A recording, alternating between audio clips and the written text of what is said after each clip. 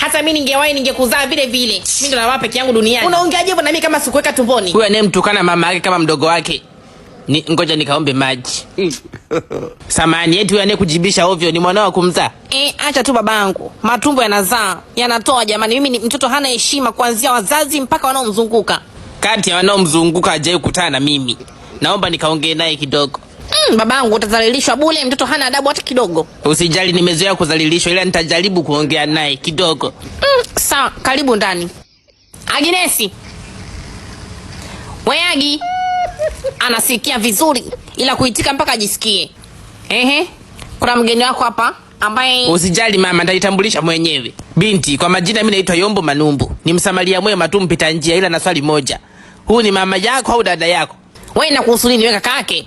Umeporomosha uzee huko ulikotoka kuja kuingilia migogoro ya familia. Wewe inakuhusu nini? Hizo nguvu za kusuluhisha familia ungea kwenye kilimo sasa ungekuwa wapi? Ningekuwa nishavuna huko na sasa hivi ningekuwa hapa na kuuzia nyanya za adabu na vitunguu vya heshima. Ili utengeneze kachumbari ya huruma kwa mama yako. Maana huna adabu kilo wala selusi. Ubobo tu kama mshono wa goti, ukijikunja umeachia. Wewe mtoto wa bandama ya fisi. Eti nimpolomosha uzee huko nimeingia na mafuriko ya mvi. Unamwongesha ambao kama kuchukulia hawala. Eti ningewahi ningekuzaa wewe, ungemzaa wewe. Kwa nje tu ndokana mzuri wa kufiatua watoto. Kwa majibu hayo, huwezi kuzaa, ndio maana yeye akatangulizwa. Yaani mama yako wewe angekuwa ndo mwanao, usingemzaa. Angezekea kiunoni kwako.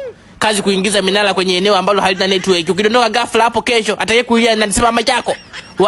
Ungekuwa hapo wewe umesimamisha mdomo kama tuchunge unamtukana.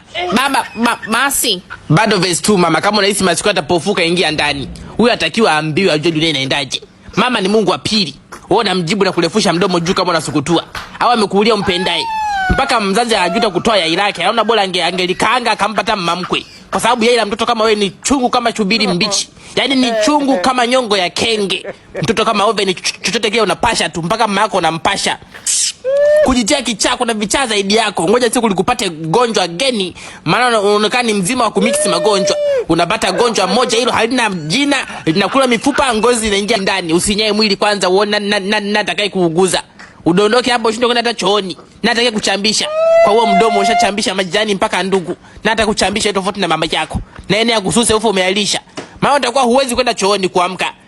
Maana gonjwa lishakula mfumo wa kutoa vitu vya ndani. Wewe ukiita ukitika tu umekunya. Baba.